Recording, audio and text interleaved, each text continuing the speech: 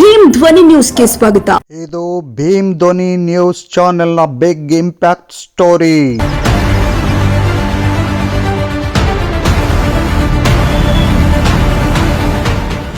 ಇದು ಭೀಮ್ ಧ್ವನಿ ನ್ಯೂಸ್ ಚಾನೆಲ್ನ ಬಿಗ್ ಇಂಪ್ಯಾಕ್ಟ್ ಸ್ಟೋರಿ. ಇದು ನಮ್ಮ ನ್ಯೂಸ್ ಚಾನೆಲ್ ಬಿತ್ತರಿಸಿದ ಸುದ್ದಿಯಿಂದ ಸಿಕ್ಕ ನಿಜ ಸತ್ಯಾಂಶ. 17 ವರ್ಷಗಳ ಕಾಲ ಒಂದೇ ಕಾಲೇಜಿನಲ್ಲಿ ಅದು ಪ್ರಭಾರಿ ಪ್ರಾಚಾರ್ಯರಾಗಿ ಕಾರ್ಯನಿರ್ವಹಿಸಿದ ಕರ್ಮಕಾಂಡದ ಕತೆ. ವರ್ಗಾವಣೆಗೆ ನೀಡಬೇಕಾಗಿದ್ದ EMIS ಮಾಹಿತಿಗೆ ತಪ್ಪಾದ ಕಾಗದ ಪತ್ರಗಳನ್ನು ನೀಡಿ ವರ್ಗಾವಣೆ ತಪ್ಪಿಸಿಕೊಳ್ಳಲು ಇಲ್ಲಿಯೇ ಠಿಕಾಣಿ ಹೂಡಲು ಹೊಂಚು ಹಾಕಿದ್ದ ನವನಗರದ ಸರ್ಕಾರಿ ಪ್ರಥಮ ದರ್ಜಾ ಕಾಲೇಜಿನ ಪ್ರಭಾರಿ ಪ್ರಾಂಶುಪಾಲ ಡಾಕ್ಟರ್ ಅರುಣ್ ಕುಮಾರ್ ಗಾಳಿಯವರ ರೋಚಕ ಕತೆ ಇದು.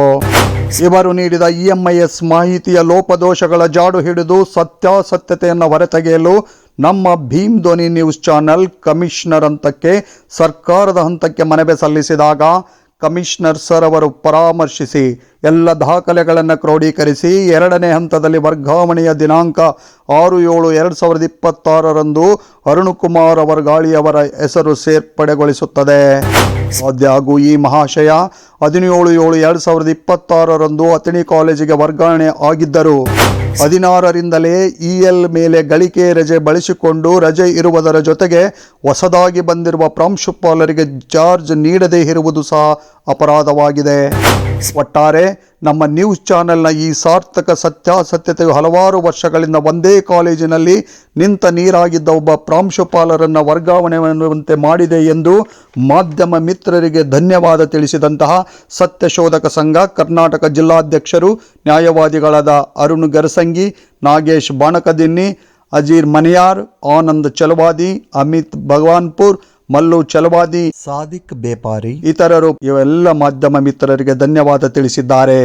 ಸದಾ ನಿಮ್ಮಗಳ ಸೇವೆಯಲ್ಲಿ ನಮ್ಮ ಭೀಮ್ ಧ್ವನಿ ನ್ಯೂಸ್ ಚಾನಲ್. ಮೊಟ್ಟ ಮೊದಲನೇದಾಗಿ ಮಾಧ್ಯಮ ಮಿತ್ರರಿಗೆ ಹೃದಯಪೂರ್ವಕವಾದ ಧನ್ಯವಾದಗಳನ್ನು ತಿಳಿಸುತ್ತೀನಿ. ಯಾಕಂದ್ರೆ ಇವತ್ತು ಖುಷಿ ವಿಚಾರ ಈ ಮಾಧ್ಯಮದ ಮುಂದೆ ನಾನು ಹಂಚಿಕೊಳ್ಳೋಕೆ ಇಷ್ಟಪಡ್ತೀನಿ. ಯಾಕಪ್ಪ ಅಂತಂದ್ರೆ ಕಳೆದ ತಿಂಗಳದೊಳಗೆ ಉನ್ನತ ಶಿಕ್ಷಣ ಇಲಾಖೆದವರು ಕಡ್ಡಾಯ ವರ್ಗಾವಣೆ ಲಿಸ್ಟ್ ಬಿಡ್ತಾರೆ. ಬಾಗಲಕೋಟ್ ನವನಗರದೊಳಗಿರುವಂಥ ಫಸ್ಟ್ ಗ್ರೇಡ್ ಕಾಲೇಜ್ ಒಳಗೆ ಪ್ರಿನ್ಸಿಪಲ್ ಆಗಿ ಕಾರ್ಯನಿರ್ವಹಿಸುತ್ತಿರುವ ಅರುಣ್ ಕುಮಾರ್ ಗಾಳಿಯವರು ಸತತ 17 ವರ್ಷಗಳ ಕಾಲ ಅಲ್ಲಿ ಪ್ರಭಾರಿ ಪ್ರಿನ್ಸಿಪಲರ್ ಆಗಿ ಕಾರ್ಯ ಮಾಡ್ತಿರ್ತಾರೆ. ಅವರು ಕಾಲೇಜ್ ಒಳಗೆ 17 ವರ್ಷಗಳು ಕೂಡ ಭಾಳ ಭ್ರಷ್ಟಾಚಾರದಿಂದ ಆ ಕಾಲೇಜ್ ವ್ಯವಸ್ಥೆ ಒಳಗಿರುವಂಥ ಎಲ್ಲವನ್ನು ಹಾಳು ಮಾಡ್ಕೊತ ಬಂದ್ರೂ ಕೂಡ ಶಿಕ್ಷಣ ಇಲಾಖೆ ಇಲ್ಲಿ ತನಕ ಕಣ್ಣು ತೆರೆದು ನೋಡಿದ್ದಿಲ್ಲ. ಹಲವಾರು ಜನ ಅವ್ರ ಮ್ಯಾಗ ಆಪಾದನೆಗಳು ಮಾಡಿದರೂ ಕೂಡ ಯಾವುದು ಕೂಡ ಕಣ್ಣು ಹಾಸ್ಕದೇ ಇರುವಂತಹ ಇಲಾಖೆ ಇತ್ತೀಚೆಗೆ ಕಡ್ಡಾಯ ವರ್ಗಾವಣೆ ಲಿಸ್ಟ್ ಬಿಡುತ್ತೆ. ಯಾವಾಗಪ್ಪ ಅಂತಂದ್ರೆ 29/5/2026 ಮೊದಲನೇ ಕಡ್ಡಾಯ ವರ್ಗಾವಣೆ ಲಿಸ್ಟ್ ಒಳಗೆ ಡಾಕ್ಟರ್ ಅರುಣ್ ಕುಮಾರ್ ಗಾಳಿಯವ್ರ ಹೆಸರು ಇರೋದಿಲ್ಲ. ಯಾಕಪ್ಪ ಅಂತಂದ್ರೆ ಅರುಣ್ ಕುಮಾರ್ ಗಾಳಿಯವ್ರ ಹೆಸರು ಯಾಕಿರಲ್ಲಪ್ಪ ಅಂತಂದ್ರೆ ಸರ್ಕಾರಕ್ಕೆ ಹಾಗೂ ಉನ್ನತ ಶಿಕ್ಷಣ ಇಲಾಖೆಗೆ ಅರುಣ್ ಕುಮಾರ್ ಗಾಳಿಯವರು EMIS ಒಳಗೆ ತಪ್ಪು ಮಾಹಿತಿಗಳನ್ನು ಕೊಡೋದ್ರ ಜೊತೆಗೆ ಆ ಕಡ್ಡಾಯ ವರ್ಗಾವಣೆ ಒಳಗೆ ತಮ್ಮ ಹೆಸರು ಬರದೇ ಇರುವ ಹಾಗೆ ಎಲ್ಲ ವ್ಯವಸ್ಥಿತ ರೂಪದೊಳಗೆ ತಪ್ಪು ಮಾಹಿತಿಗಳನ್ನು ತುಂಬಿರ್ತಾರೆ.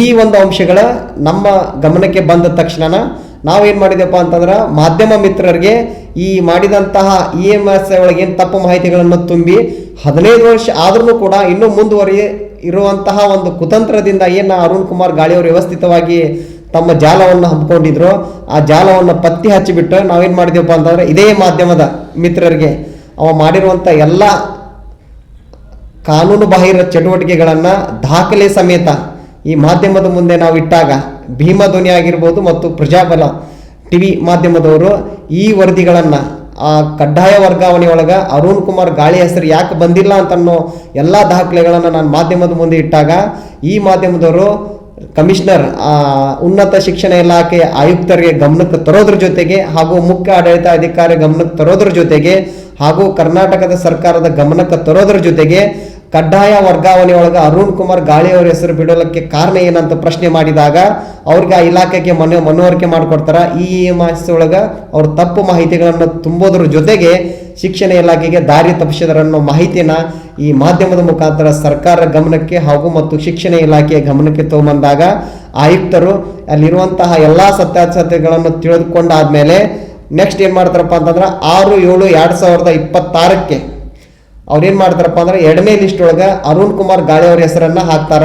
ಅದು 2026 6/7/2022 ಲಿಸ್ಟ್ ಒಳಗೆ ವರ್ಗಾವಣೆ ಲಿಸ್ಟ್ ಒಳಗೆ ಅರುಣ್ ಕುಮಾರ್ ಗಾಳಿ ಅವ್ರ ಹೆಸರು ಬರ್ಲಾಕ ಪ್ರಮುಖ ಕಾರಣ ಏನಪ್ಪ ಅಂತಂದ್ರೆ ನಾವು ಜೂನ್ 9 2026ನೇ ತಾರೀಕಿಗೆ ಇದೇ ಮಾಧ್ಯಮದ ಮುಖಾಂತರ ನಾವೇನು ಮಾಡಿದೀವಪ್ಪ ಅಂತಂದ್ರೆ ಅವನು ಮಾಡಿರುವಂಥ ಎಲ್ಲ ಕೆಲಸ ಕಾರ್ಯಗಳನ್ನು ಏನು ಕಾನೂನು ಬಾಹಿರ ಚಟುವಟಿಕೆಗಳನ್ನು ಮಾಡಿದ್ನಲ್ಲ ಈ ಮಾಧ್ಯಮದ ಮುಖಾಂತರ ಜೂನ್ 9ನೇ ತಾರೀಕಿಗೆ ನಾವು ಮಾಧ್ಯಮದ ಮುಂದೆ ಹೇಳಿದಾಗ ಅದನ್ನು ಸರ್ಕಾರದ ಗಮನಕ್ಕೆ ತರೋದ್ರ ಜೊತೆಗೆ ಏನು ಮಾಡ್ತಪ್ಪ ಅಂತಂದ್ರೆ ಅವನು ಮಾಡಿದಂಥ ಎಲ್ಲ ಕೃತ್ಯಗಳನ್ನು ಸವಿಸ್ತಾರವಾಗಿ ಸುದ್ದಿಗಳನ್ನು ಮಾಡ್ತು.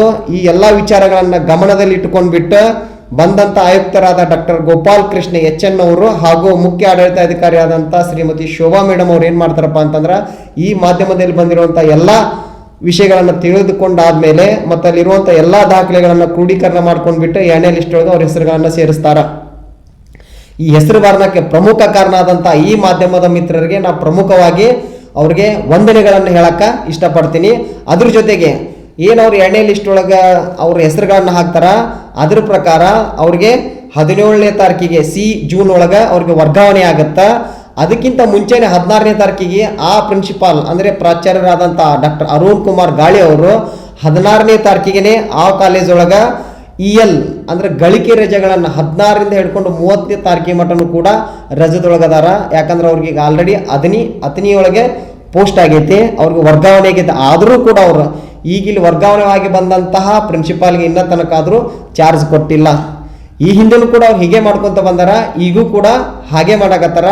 ಇದನ್ನು ನಾನು ಮಾಧ್ಯಮದ ಮುಖಾಂತರ ನಮ್ಮ ಆಯುಕ್ತರಿಗೆ ಮತ್ತು ಮುಖ್ಯ ಆಡಳಿತ ಅಧಿಕಾರಿಗಳಿಗೆ ನಾನು ಈ ಮಾಧ್ಯಮದ ಮುಖಾಂತರ ಏನು ವಿನಂತಿ ಮಾಡ್ಕೊಳ್ತೀನಪ್ಪ ಅಂತಂದ್ರೆ ತಕ್ಷಣ ಅರುಣ್ ಕುಮಾರ್ ಗಾಳಿ ಅವ್ರಿಗೆ ನೀವು ಒಂದು ಮೇಲ್ ಮುಖಾಂತರನೋ ಅಥವಾ ಯಾವುದಾದ್ರೂ ನೀವು ಅವ್ರಿಗೆ ಫೋನ್ ಕರೆ ಮುಖಾಂತರನೋ ಅವ್ರಿಗೆ ಎಚ್ಚರಿಕೆ ಕೊಡೋದ್ರ ಮುಖಾಂತರ ಮೊದಲು ಇಲ್ಲಿ ಬಂದಿರುವಂತಹ ಪ್ರಿನ್ಸಿಪಾಲಿಗೆ ಚಾರ್ಜ್ ಕೊಡುವಂಥ ವ್ಯವಸ್ಥೆಯನ್ನು ಶಿಕ್ಷಣ ಇಲಾಖೆ ಮಾಡಬೇಕಂತಂದ್ರೆ ನಾನು ಈ ಮಾಧ್ಯಮದ ಮುಖಾಂತರ ಕೇಳ್ಕೊತೀನಿ. ಸರ್ ನಿಮ್ಮ ಹೆಸರು? ಅರುಣ್ ಗರ್ಸಂಗಿ.